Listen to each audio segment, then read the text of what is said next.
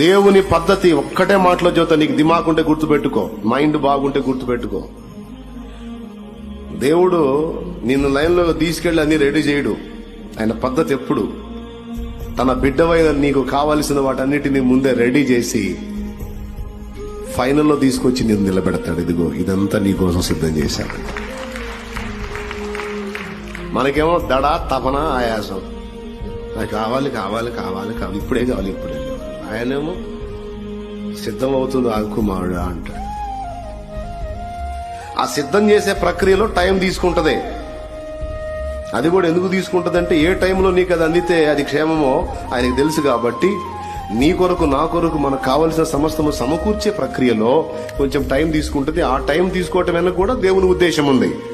కొన్ని వెంటనే అందిస్తాడు, కొన్ని టైం తీసుకుంటాడు. ఒకటైతే నిజం, అన్ని రెడీ చేసి ఆ తర్వాత ఆ మధ్యలోకి తీసుకెళ్లి నేను నిలబెట్టడం, ఒక్కసారిగా అవన్నీ చూసినప్పుడు నువ్వు సంతోషించటం, ఇది దేవునికి సంతోషాన్ని కలిగిస్తుంది.